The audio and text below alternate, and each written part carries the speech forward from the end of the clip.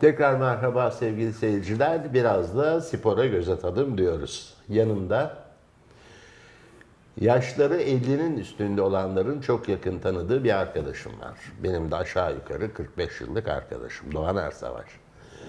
Öyle arkadaşım diye hani herkese duayen falan derler ya, ben öyle bir şey demiyorum. Gerçekten duayendir. Ben sporun futbol kısmında fena değilim ama o her branşında iyidir ve müthiş bir kalemdir. Hoş geldin Doğancığım. Hoş bulduk, teşekkür ederim abicim. İyi misin? Allah şükür iyiyim, yaramaz bir şey yok. Yani iyisin de 100 kilo yaşmışsın. Evet, yani tabii zamanla yaşın getirmiş olduğu handikaplar, bir de alışkanlığımız yok. Yani boğazımızdan kısmak gibi böyle bir fazla fedakarlık yapamıyoruz kendimize göre. O fedakarlık oluyor. Gerek değil yani, aslında gerek. Ülkenin siyasi durumu da sinirlendiriyor olabilir mi seni? O konuya girmek istemiyorum. Gazetelerin birinci sayfalarıyla haber bültenlerinin televizyondaki pek izlemiyorum artık. Ben işte şöyle başlamak istiyorum. Ya senin döneminde yazı yazdığın zamanki şartlarla şimdiki spor sayfalarına bakıyorsundur. Evet, herhalde. tabii ki.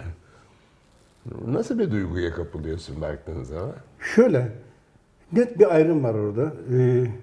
Düşünüyorum, o günkü şartlarla bugünkü şartları bir araya getiriyorum. İkisini ayrı ayrı baktığım zaman diyorum ki biz basında o yıllarda en lezzetli dönemi yaşamışız.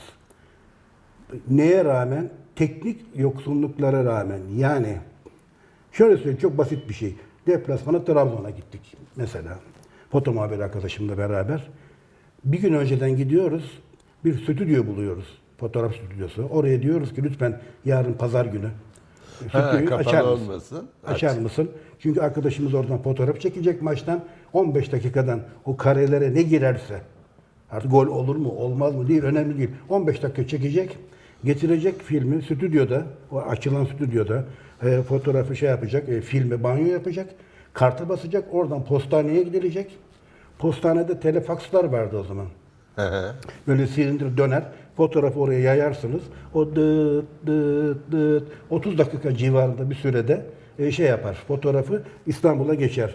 Ama siz ona da rahatsınız değil mi? Ne güzel teknik var Tabii diye. teknoloji yani müthiş bir şey filan. İstanbul der ki net gelmedi. Bir tane daha geç. Bir 30 dakika daha geçirelim. Bu fotoğrafçı arkadaşı, foto muhabirinin çilesi. Basın tribünleri var. Yani Trabzon derken örnek olarak söyledim ben bunu. Diyelim ki 25 kişilik basın tribünü var. 2 tane telefon var. Önemli bir maç. Mesela Trabzon Fenerbahçe maçı. Gittiğimiz yer. Şimdi telefonu yazdırırsınız. O acele, yıldırım, basın diye böyle bir tabir var. Yani basının artık öyle hızlısı ki tarif yapabiliyorsunuz. Adı yok normalde onun yani. O bağlar. Dakika 62 atıyorum. Doğan Ersavaş İstanbul bağlandı. Gideriz alo filan yazdırmaya başlarız. Maç 0-0. Oradan akıldan bir hadi kardeş biz de konuşacağız. Başkası da yazdırmış çünkü o telefona. Ya bir dakika filan işte dur alo İstanbul filan derken siz bağlarsınız. Zaten o dakikadan sonra bir daha o telefonun size bağlanması mümkün değil. Çünkü sırada 10 kişi var. Yorumcular var, maçı yazdıranlar var falan filan. Maç biter 3-2. Siz 0-0'a bağlamışsınız maçı. Şimdi yani güya oraya siz görevli gidiyorsunuz ama maçı veya yorumu sizi yazdırmıyorsunuz. İstanbul'da radyodan maçı yapanlar onlar bağlıyorlar falan. Böyle teknik imkansızlıklar vardı. Şimdi arkadaşlarımız Allah'a şükürler olsun gelişen teknolojiyle birlikte basın tribünde kapalı yerlerde çektikleri fotoğraf oradan atıyorlar merkeze. O fotoğrafları onlar alıyorlar. Film şu bu falan filan derken yani şunu söylemek istiyorum. Biz o zaman daha çok yoruluyorduk. Gazeteciler olarak tabii sadece basın sektörü değil yani. Çok yoruluyorduk biz ama zevkliydi. Mesela ben en son çalıştığım gazetede ki 20 yıl çalıştım. Adı önemli değil. Rüzgarlı Sokak'ta, Ankara'da Rüzgarlı Sokak'ta matbaamız vardı sanayinin içinde. Mübalağa etmiyorum. Sabah saat 03.30'a kadar biz gazetenin başında orada dururduk. Resim altı, resim üstü, puan cetveli, haftanın programı, gelecek hafta falan derken, yazılar, bunlar filan derken sabaha kadar çalışırdık. Ve öyle bir yerdi ki en son olarak orası sanayi, tamirciler var yani. Su içecek olan bir yer yok. Evden kumanya götürürüz. Suyumuzu beraberinde getiririz. Matbaada sabaha kadar. Ama sabahleyin o gazete baskıdan çıktıktan sonra Elini aldığın zaman o gazeteye bir evlat sevgisi gibi bir şey. Orada emeğin var. Orada belki imzan var. Fotoğrafın senin de çıkıyor filan. İşte bu bir her şeyin üstüne şey yapar. Ama çok önemli değil mi o? Fotoğrafın çok çıkıyor. çok önemli. Çok önemli. Yani. Ben de sana bir şey anlatmak istiyorum. Senin gazetenle ilgili. 1976'da Avrupa Futbol Şampiyonası'nda Yugoslavya'dayız. Tercüman Gazetesi'nde de foto muhabiri Arif Işıldayan rahmetli, evet. Yaşıyor mu Arif? Yok, rahmetli oldu. Yıllar Allah önce. rahmet eylesin. Çok iyi bir çocuk. Çok Allah düzgün rahmet insandı, güzel insandı. Evet. Arif de bana geliyor diyor ki ya diyor işte böyle bilgi alırsan diyor bana ver de diyor. Ben de diyor şeye geçeyim diyor. İşte Melih Atacan da geldi. Senden sonraki konu. Oo. Melih Bey. Hoş geldin. Çok iyi de bir çocuktu. Bak çok üzüldüm. Şimdi öğrendim öldüğünü. Allah rahmet eylesin. Amin. Ben de Almanya kampına gittim. Akredite olduğum için rahat gidiyorum. Orada Franz Beckenbauer'la Helmut Schön'ün diyaloğunu gördüm. Vallahi aynı böyle albay yüzbaşı diyaloğu. Kesin. Tekmil verdi böyle. Benim Almancam yok ama anladım. Futbolcular indiler. İnanılmaz bir disiplin. Gittiler. Arif'le buluştuk dedim. Dedi ki bir şey oldu mu dedi. Oldu dedim. Bunu anlattım. Üstüne de katmaya başladım. Sallıyordum yani. Arif diyor ki biraz yavaş yazacağım diyor. İşte ben Franz Beckenbauer'u konuşturdum. Helmut Schön'ü konuşturdum. Futbolcuları konuşturdum. Maçı hakkında final maçından önce Çekoslovakya ile oynayacaklar. Tabii senin müthiş bir Almancan var. Hiç yok. Evet. Sıfır. Arif de şey yaptı, yazdı bunları. Dur dedi, ben bunları dedi bir İstanbul'a geçeyim dedi. Çok güzel dedi. Arif geçti. Düşündüm lan dedim. Çocuğa haksızlık mı yaptım dedim ya. Vay anasını. Yok canım, olur mu? Sonra Türkiye'ye döndüm. Tercüman Gazetesi'ni buldum. Kendi yazdıklarımı okudum. Ya kendim de inandım biliyor musun? Ama Arif'e o zaman Namık Sevik mi sizin şeyiniz? Necmi Tanyolaç. Yok o Milliyet'te Namık Sevik. Evet. Necmi Tanyolaç abi buna nasıl tebrik etmiş, aferin sana demiş. Geldi Arif bana diyor ki, ya diyor şahane oldu abidim biliyor musun diyor. Muhabir de vardı da muhabiri unuttum. Tercüman Gazetesi. Kemal Belgin olabilir mi? Yok. Kemal Belgin Atilla değil. Gökçe olabilir mi? Güven Tener olabilir mi? Benim hakkımda bir yazı yazan bir adamdı ya. Sonra onunla karşılaştık. Hınca Uluş benimle bir röportaj yapmıştı da ben de spor kamuoyunu oluşturacak güçte basın tanımıyorum demiştim. Hatırlıyorum bunu. Ha? Hatırlıyorum. Benim orada kastettiğim eski sporcular geliyor şey yapıyor ya. Evet. Alıyor ya. Ben seni şimdi Ankara'dan hatırlıyorum. Burada birisi it gibi çalışıyor. Dünya Kupası oluyor. Adam yok. Ben de soruyorum benim arkadaşım nerede diyorum. Ama bizde öyle bir şey yok. Çünkü bizim maçı anlattığımız için mecbur gidiyoruz. Doğru. Tek televizyonsunuz zaten. Tek televizyon. Bir de şey var tabii. Maçı anlatıyorsun sen. O zaman diyaloglarımız yani o zamanki diyaloglar gerçekten çok iyiydi. Doğru. Çok Seviyeli iyi. bir de. Yani benim seninle geçirdiğim vakit, Allah sağlık versin Taki'yle geçirdiğim vakit, Yaşar Saygı'yla geçirdiğim Evet. vakit bunlar Allah bin kere gani rahmet eylesin. Devrim abi nasıl unutayım şimdi Yani, ya. evet, Allah rahmet Yani eylesin gerçekten. böyle bir şey olabilir mi? Çok özel bir insan. Bak o hemen bir ilavede bulunayım ben.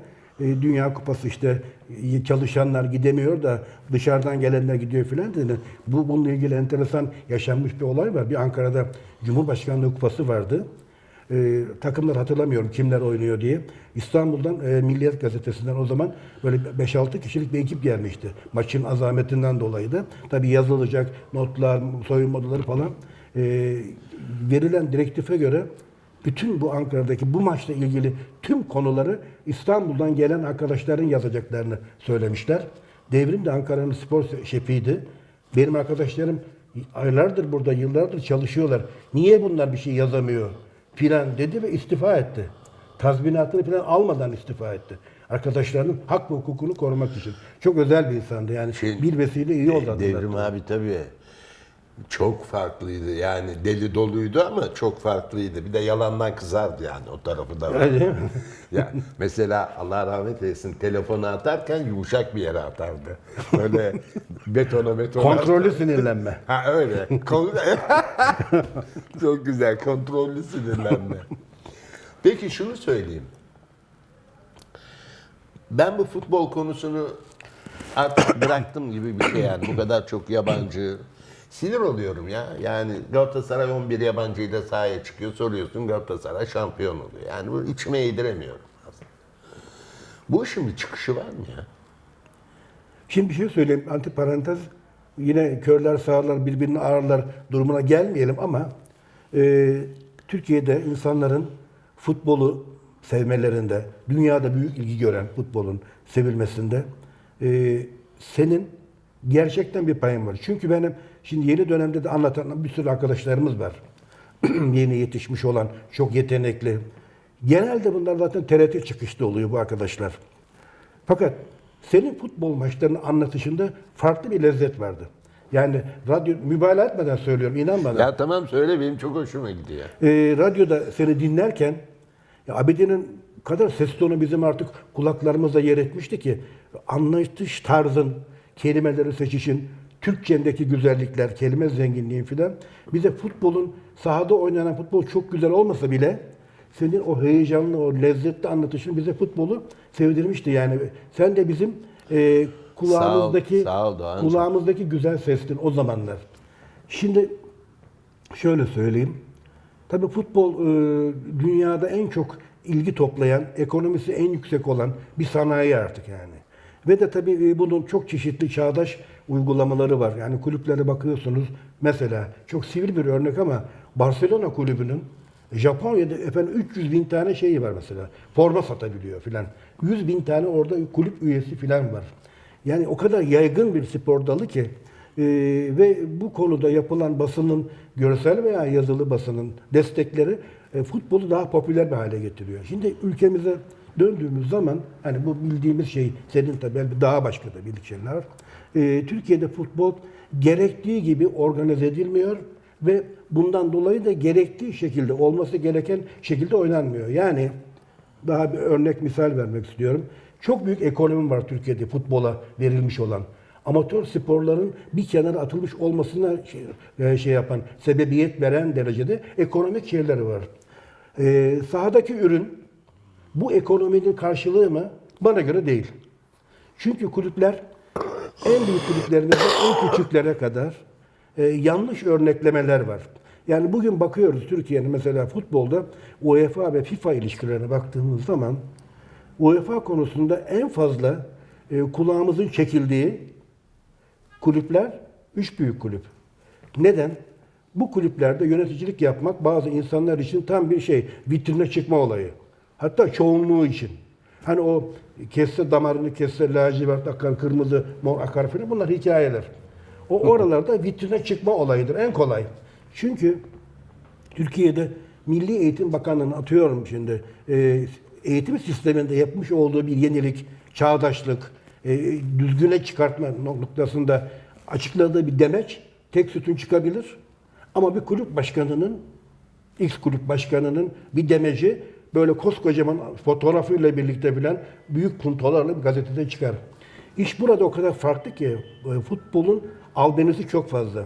Ve bunu insanlar kullanıyorlar. Anlayan da var bu işin içerisinde, anlamayan da var. Dolayısıyla UEFA diyor ki, kardeşim sizin yönetim kurulunuz, geçmişten bugüne kadar gelenler, kendi içinizde bazı problemler yaşamışsınız. Ne olmuş? Maliyeye borcunuz var, sigortaya borcunuz var sizin. Yönetim kurulu toptan Ankara'ya gelmiş o kulübün. Veya o kulüplerin tabii, Ankara'ya gelmiş. Önce bir forma yaptırmışlar. Dönemin başbakanının arkasında adı yazıyor. Ona ziyaret etmişler yönetim kurulu toptan. Daha sonra kalkmışlar Maliye Bakanı'na gitmişler. Onun da adı yazıyor ama değil mi? Tabii onun da adı yazıyor. Onlar çünkü oldu bitti o kulübün taraftarı onlara göre. İşte oradan SSK'ya falan gidiliyor. Ve Bu arada genel müdürün de adı yazılıyor tabii. Tabii mutlaka. Ve durum anlatılıyor filan. Diyorlar ki ya tabii canım siz yani Türkiye'nin önde gelen spor kulübüsünüz. Sizin için borç harç nedir Allah aşkına filan. Çizelim bir kalem filan diyorlar. Böylece bu işler yüklene kulüpler öyle bir çıkmaza geldiler ki en sonunda UEFA dedi ki bir dakika siz kendi içinizde devlet yönetimi dahil olmak üzere bu yanlışın içine. Bu meseleleri çözemiyorsunuz. Siz çok hovardaca para harcadınız. Dolayısıyla biz size şunu getiriyoruz. Şayet futboldan kazandıklarınızı futbola harcarsanız kabul. Ama futbol dışı kazançlarınızı futbola getirip harcarsanız ben buna müdahale ederim. Nereye kadar ederim? Sizi Avrupa şampiyonalarına almam dedi. Yaptırımı koydu. Yaptırımı koydu. Daha da ileri gitti. FIFA dedi ki milli takımlarınızı almam dedi. FIFA dedi ki bu UEFA doğru. Ben de sizi dünya şampiyonlarına almam. Şimdi öyle bir şey ki içeride yaşanılan bir olayın önlemini dışarı almaya başladı. Burada şunu vurgulamak istiyorum. Futbolun belirli bir düzeye gelebilmesi için kulüp yönetimlerinin, ekonominin, planlamanın, altyapıdan gençleri yetiştirmenin, bunları takımda oynatmanın, şu anda Türkiye'de halen inanıyorum ki belirlenmiş bir kuralı falan da yok. Layıksel bir şekilde giden bir şey var. Türkiye'de futbol olayı var. Maç oynansın, kaybeden hakeme yüklensin. Futboldan anlamayan yöneticisi hakem hakkında konuşsun. Bazıları soyunma odalarına insin, kulüp başkanları, teknik direktörü talimat versin. Bazıları tribünden kağıt yazıp yardımcıları vasıtasıyla sahadaki teknik direktöre Abidin'i al Doğan'ı oyundan çıkart filan desin. Bunların hepsi var olan şeyler yani. Ve tabii tribündeki yaşanan olaylar, şiddete karşı çıkartılan kanunların uygulanmaması, sahaya giren taraftarların o kulübün menajeri tarafından polisin elinden alınarak tekrardan tribüne gönderilmesi, yüzlerce kameranın olduğu statlarda bir türlü suçlu bulunamaması. Yani sayacak o kadar çok şey var ki abidin. Bir şey söyleyeceğim Doğancığım. Senin bana göre ana sporun basketbol. Orada hakemliğin Evet, ben hakemlik var. yaptım. FIBA'da teknik komiserlik yaptım. Yaptın. Yani basketbol konusunda oldukça fazla bilgiye sahipsin. Eskiyim o konuda evet. Hayır, şunu merak ediyorum. Şimdi mesela Final Four'a hem Efes kaldı hem Fenerbahçe Evet. kaldı. Tabii bu çok büyük bir başarı. Tabii. Bu Fenerbahçe takımı hakkında ne düşünüyorsun? Şimdi şöyle söyleyelim. Bir önceki başkan Aziz Yıldırım bana göre dünyanın sayılı koçları arasında bulunan ancak Avrupa'nın dışında yani NBA'de koçluk yapması pek olmayacak gibi olan teknik yetersizlikten dolayı değil, davranış biçimi olarak onu. Obradovic'i Fenerbahçe'nin başına getirdi ki bu hoca Avrupa'da en çok madalya kazanan, en çok Final Four oynayan, şampiyon olan takımların koçluğunu yapmış birisi. O da kafasına uygun olan, istikbali olan veya hala hazırda çok parlak olan oyuncuları bir çatı altında topladı. Bunun Fenerbahçe'ye maliyeti bildiğim kadarıyla 36 milyon euro şu andaki takımın maliyeti. Hoca dahil. Hoca da dahil. Tabii büyük bir rakam. Bu rakamları CSK harcardı. Bu üç takımı. Onlar çok iddialılar bütün şampiyonlarda ki halen öyledir. Yine bu sene Final Four'da kaldılar yani. Büyük bir takım kurdu. Ve bu takım maç kazandıkça Fenerbahçe taraftarının şeyleri arttı. Takıma ilgisi arttı. Ve Fenerbahçe artık Final Four'ların değişmez takımı haline geldi. Ancak Obradovic'in büyüklüğünü kabul edelim. Çok cin bir hoca. Yani benim bir arkadaşım var başka takımı çalıştırırken bana Obradovic'i şöyle söyledi. Dedi ki ben dedi oyuna dedi birini sokmak isterken dedi yani sanki gizli bir kulak bir göz var dedi. Derhal dedi sahaya süreceği beşi değiştiriyor dedi. Bir anda değiştiriyor dedi. Buraya kadar meseleyi çözüyor dedi. Büyük bir hoca dedi filan. Neticede Fenerbahçe başarılarıyla birlikte tribün çoğunluğunu da yakaladı. Şimdi bu sene Final Four oynanacak Baskonya'da. CSK, Real Madrid, Anadolu Efes ve Fenerbahçe oynayacaklar. Burada statü gereği Fenerbahçe ile Efes Pilsen yani eski adıyla Anadolu Efes eşleştiler. Öbür taraftan CSK Real Madrid oynayacaklar. Tabii bu eşleşmenin sonucunda sevindirici bir şey çıkacak. Bir takımımız final oynayacak. Efes O veya, kesin. O kesin. Biri birini yenince öbürü de oynayacaklar. Bu bir yerde şu var. Geçmişte Voleybol Federasyonu, Uluslararası Federasyon şöyle bir kural koymuştu. Aynı ülkenin iki takımı final oynayamazlar. Değişik yerlere onları dağıtıyor. O gruptan biri çıkıyor, öbürü mutlaka çıkamıyor. Başka bir takım, ülke takımıyla eşleşiyordu. Basketbolda bu değişiklik bana göre yapılmamış daha. Bir eksikliktir. Çünkü Voleybolda anlayamadım. Nasıl? Yine çıkan. şöyle atıyorum Hepsi Vakıfbank'la Eczacıbaşı bayan voleybol takımları Avrupa aynı Şampiyonası gruba veriyorlar yani onu. finalinde oynayamazlar onlar diyor. Aynı gruba veriyorlar. Aynı gruba. Şimdi şöyle bir haksızlık bu bir yerde. Anadolu Efes de Fenerbahçe'de 16 takımlı Euroleague müsabakalarında son 8'e kalmışlar. Son 8'de rakiplerini eleyerek son 4'e kalmışlar. Final Four'a kalmışlar. Yani harcanan ekonomi, harcanan zaman, akıtılan terler onları oraya kadar taşımış. Sen bunlara diyorsun ki siz ikiniz final oynayamazsınız. Niye birinin hakkı değil o final oynamak, karşılaşmak? Böyle bir statü var. Neticede Fenerbahçe'de şu andaki durumdan bahsediyorum. Obradovic'in ifadesine göre 4 tane önemli oyuncu sakat. Ve bunların bazılarının Final Four'a yetişmesi de pek mümkün değil. Yani eksik bir kadroyla gidebilme gibi handikapı var Fenerbahçe'nin. Anadolu Efes'te böyle problem yok. Takım tam şu anda. Ve de bu sene oynadığı basketbolla Anadolu Efes gerçekten tribünleri coşturdu. Basketbolda renk ve zevk kattı. Yani bir fabrika takımı olarak Taraftarı bile var değil mi? kesinlikle. Onu zaten söylemek istiyordum. Anadolu Efes kurulduğu zaman bir fabrika takımı olarak öyle çıkmıştı. Efes Pilsen fabrikasının sponsoru olduğu bir takımdı yani. Fakat oynanan basketbol tıpkı Eczacıbaşı'nın geçmiş yıllardaki gibi. Yaptığı gibi. Evet. Oynanan basketbol tribünde bir anda basketbol seyircisi getirdi. Çünkü üç büyükleri zaten var. Fenerbahçe'nin, Galatasaray'ın, Beşiktaş'ın her ne kadar bir kısmı maça geldikleri zaman bütün stat ayağa diye bağıran basketbol seyircisi varsa da yani salonda oynanır basketbol, statta oynanmıyor çünkü. Ama alışkanlıkları stat olduğu için sloganları da öyle geliyor falan. Anadolu Efes'ten Eczacıbaşı basketbol seyircisi yarattılar. Sonra bunlar onların taraftarı haline geldi. Taraftar da çoğalınca başarılar da bir beraberinde geldi. Şimdi son Final Four'a nokta koyalım. Bana göre Fenerbahçe'nin sakatları iyileşirse kadro derinliği ve Obradovic'in bu basketbol zekası Fenerbahçe'yi maçta favori yapar. Çok büyük farklı değil ama. Şayet takım tam olursa, iyileşirse. Öteki tarafta CSKA eski gücünde değil ama derinliği fazla olan bir kadrosu var. Real Madrid geçen senenin şampiyonu. Maçın İspanya'da oluyor olması bir anlamda onlar için bir tabi avantaj teşkil edebilir. Gerçi kontenjan ayrılıyor takımlara, taraftar, seyirci açısından falan. Bir dakika. Bu CSK'nın bir tane playmaker'ı vardı ya. O şeye gitti, NBA'ye gitti. Ha, o yok ya ortalıklarda. Evet, gitti. O da benim amiyane tabiriyle adamım oydu ya. Evet, tabii başarılıydı. Şimdi burada kim kazanır? Hani bir yerden ben Fenerbahçe çıkar diye tahmin ediyorum. Öteki taraftan eğer hakemlerle ilgili problemler yaşanmazsa Real Madrid sanki daha biraz CSK'ya... Orada da var mı hakemlerle ilgili problem? Şimdi bak ben bir şey söyleyeyim sana.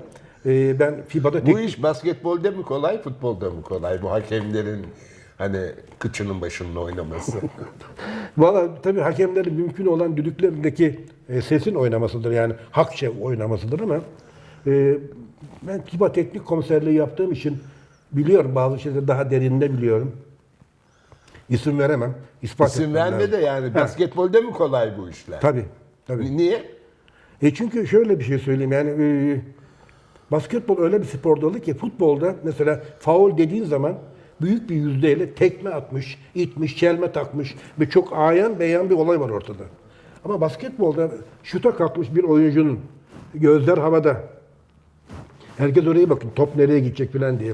Alttan bacağını şöyle dürttüğün takdirde parmak ucuyla dengesini bozarsan o top başka yerlere gider yani. Dolayısıyla burada faulü falan çalabilmek çok kolay. Hakemin onu da görmesi lazım değil mi? Tabii herkes oraya bakarken üçlü idare var çünkü hakemlerde. Herkesin saha paylaşımı var. Hakemlerin göz şeyiyle, karşıyla. Baktıkları alan var yani. Seyirci oraya bakarken hakem bir tanesi onun ayağının altına bakar oraya. 10 kişi dar bir alanda birbirine girmiş vaziyette. Yani kavga anlamında demiyorum. Vücut vücuda bir durum var ortada yani. Dolayısıyla burada karar çalmak çok kolay. Bir, basketbol limitize edilmiş faullerle oynayan bir oyun. Nasıl? Limitize edilmiştir. 5 faul aldın mı çıkarsın. Çıkarsın. Evet. Şimdi bir takımın önemli bir oyuncusuna 2 tane haybeden çalsan şeytanın avukatlığını yapmak istemiyorum ama 2 tane haybeden çalarsan, atıyorum pivotuna, çok etkili pivotuna, yani 5 numara denilene, o oyuncu pasifize olur. Müdafaa ribantlarında, hücum ribantlarında kaybolur. Gelen uzun adama yol vermek zorunda kalır filan gibi. Dolayısıyla hakemlerin basketbolda katkısı pozitif veya negatif çok fazla. Tabii basketbolun bir özelliği de koçların anında olaya müdahale edebilmeleri, her an oyuncu değiştirebilme şanslarının olması, bu çok önemli. Rakibe göre oyun kurgusunu yaparsınız. Artı saha içinde bir oyun kurucu vardır, playmaker vardır. O da yani basketbol koçunun bir basketbol maçında oyuna müdahalesi futboldan %100 daha fazla. çok güzel bir soru bu. Ben de buraya gelmek istiyordum. Ben diyorum ki çok popüler bir hocaya bugün küme düşmekte olan, o duruma gelmiş olan, ligin altında bulunan bir futbol takımını verelim. Şampiyon yapabilir mi? Hayır, yapamaz yani. Alet işler el övünür diye bir şey var yani. Sahadaki oyuncu oynarsa siz de orada başarı yakalayabilirsiniz. Ha, ona göre seçersiniz oyuncuları, kadroyu ona göre kurar, oyun kurgusunu ona göre yaparsınız. Katkınız vardır, yok demiyorum ama bana göre teknik adamın, futboldaki teknik adamın katkısı %15, %20 civarındadır bana göre. Bana göre de öyle. En fazla o da. Ama basketbol koçunun katkısı çok fazla. Örnek Obradović. Örnek Ergin Ataman şimdi mesela. Avrupa'nın sayılı koçlar arasına girdi. Şampiyonluklar yaşadı uluslararası. Bir önemli bir şey. O İtalya'da falan da çalıştı değil mi? Tabii İtalya'da da çalıştı. Fenerbahçe, Beşiktaş'ı bir Galatasaray'ı şampiyon yaptı. FIBA Cup'larda filan. Dolayısıyla şunu söyleyeceğim. Teknik adam önemlidir. Sadece tabii oyun kurgusunu yapmak değil, hakem ilişkileri çok önemli. Mesela bugün bana göre Obradovic'in bir dokunulmazlığı da var. Euroleague'de. Niye? O kadar başarılı bir hoca ki hakemler onun üzerine oynayamıyorlar. Bazı şeylerini görmezden de gelebiliyorlar. Yok artık. Yok hakikaten öyle. Yani bunu ben 16 sene Yani hakemlik yaptım. Adama saygıdan ötürü. Saygıdan ötürü. Tabii yani bunu kullanıyor mu demiyorum ama bazen kullanmak da gerekiyor. Takım menfaati için kullanmak da gerekiyor. Çünkü Ya ben de o Obradović böyle bir sinirleniyor, burası kırmızı falan Evet. oluyor. Çok korkuyorum ya. Bir gün onun yardımcısı bir hanımefendi var, tercümanı. Ankara'daki bir maçta, Türk Telekom maçıydı. Basın tribünde ben oturuyordum, hanımefendi de geldi yanıma oturdu. O genelde çünkü bu yanında bulunuyor Obradović'in. Kendimi tanıttıktan sonra dedim, hanımefendi bir şey soracağım dedim ya. Yani bu Sayın Obradović, O sarı kadın değil mi? evet sarı saçlı hanım. Dedim ki yani Obradović'i kalp doktoruna falan götürdünüz mü siz? Neden dedi. Yani dedim bir insanın bu yüksek tansiyona dayanabilmesi mümkün değil. Yani maçın içerisinde çok alkol almış adam gibi sürekli kırmızı suratlı, pembe de değil. Kırmızı suratlı bir koç var sahada. Dedim yani kalbi zorlamıyor mu dedim. Öyle bir problemi yok dedi. Çok dikkat eden bir hususu daha sordum, çeken husus. Peki dedim, maç içerisinde X oyuncu hata yapıyor. Obradović dönüyor, bench'teki oyunculara bağırıyor. Evet. Yani dedim onun suçu ne orada yani o hata yaptıysa? O da şöyle dedi. Oradaki atıyorum 3 numaralı pozisyondaki oyuncu hata yaptıysa o bench'te onu yerine girebilecek olan 3 numaralı oyuncuya dönerekten Anlatıyor. anlatıyor. Bu böyle yaptı diyor. Tabii mizaç itibariyle biraz agresif görüntülü bir koç. Ve çok enteresandır bu kimliğini, bu vücut dilini aldığı bütün oyunculara yaptırmış, kabul ettirmiş. Yani Fenerbahçe'ye gelen bir oyuncu Obradović'i bütünüyle tanıyor. Nasıl davranır bunu biliyor. Şimdi ben dedim ya mesela NBA'de koçluk yapamaz diye. Çünkü NBA'nin başka özellikleri olan yerdir yani. Orada bir başlı başına bir korkunç bir sektör orası. Bu oyuncuya yaptığınız davranışı NBA'yi yaparsanız o 2 metrenin üzerindeki bir dolardan var orada. Yani Allah korusun filan bir durum olabilir yani. Anlatabiliyor muyum? Dolayısıyla şimdi basketboldaki durum, Türkiye'nin içinde bulunduğu durum bu. Yalnız başka bir şey daha var. Çok mu uzattı basketbolu? Ya söyle Şöyle bitirelim söyleyeyim. zaten. Biz Türk ırkı olarak çok uzun insan yetişen bir ırk değiliz. Bu konuda bir şeyimiz var yani.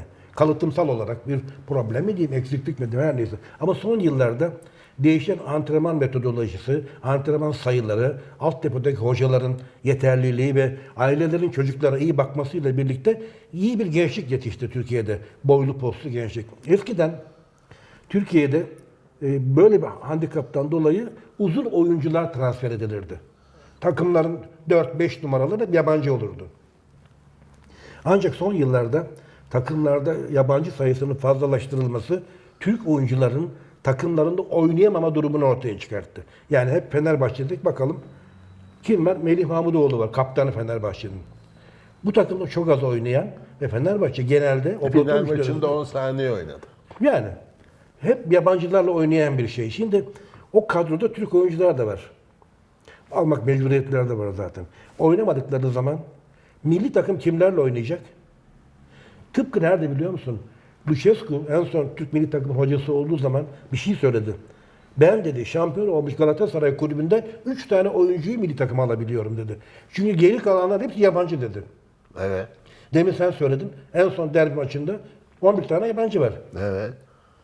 Bir tek sadece İstiklal Marşı'nı öndeki çocuklar söylüyorlar yani. Diğerleri yabancı. Şimdi bunlardan Türk milli takımını kurmak Şenol Güneş'in yeni dönemde büyük bir handikapı olacak. Şimdi Ufuk Sarıca'da milli takımı kuracak. Baktık ki guard yok artık. Guard yok. Oyun kurucu yok Türk takımlarında. Çünkü bir yerde Dixon oynuyor. İşte efendim öbür tarafta Yunanlı guard oynuyor Anadolu Efes'te filan. Tuttular, devşirme yaptılar. Ali Muhammed yaptılar, Dixon'ı. Şimdi şeyi aldılar. Darüşşafaka'nın eski gardını Türk yaptılar. Yani Türk takımı şimdi Türk olmayan, kanunla Türkleştirilmiş olan yabancıda oyun kurucuları Dünya Şampiyonası'na gidecek. Burada eleştirecek bir nokta şu. Obradovic'in kariyerini teslim ettik. Çok büyük bir hoca dedik ama benim gördüğüm veya kamuoyunun gördüğü kadarıyla da Obradovic'in bir eksikliği var. Türk oyuncu yetiştirmedi. Niye? Yabancıları oynatmaktan dolayı Türk oyuncu yetiştiremedi. Çünkü başarıya giden yolda o transferlerin katkıları daha fazla. Ama Kısadan geldi oraya. tabii bu ufuktaki bir hoca, ufku bu kadar geniş olan bir hoca, Türkiye basketboluna da bir hizmette bulunması lazım. Fenerbahçe'nin şampiyonluğu veya Anadolu Efes'in şampiyonluğu Türk basketbolu değildir. Türk basketbolu kendi insanlarınla kazanılmış olan başarıdır yani. Öyle mi? Öyle. Şimdi takımlarımızın futbola bakıyoruz. Avrupa'ya çıktığımız zaman 10 yabancılı Galatasaray diyelim ki UEFA kupasını aldı. Türk futbolunun başarısı mı? Bu bir yerde ekonominin başarısı. Evet. Çok Para, tane harcarsan iyi para. takım kurarsın. Böyle boş zamanlarında gel. Spor sohbetleri yapalım. Memnuniyetle. Yani seninle bunu yapmak büyük bir zevk. Oradan da biraz şeye kayarız, siyasete. Orada sen ben ayakkabının altı sağlam kaymıyor pek. Teşekkür ederim. Ben de teşekkür ederim. Tamam.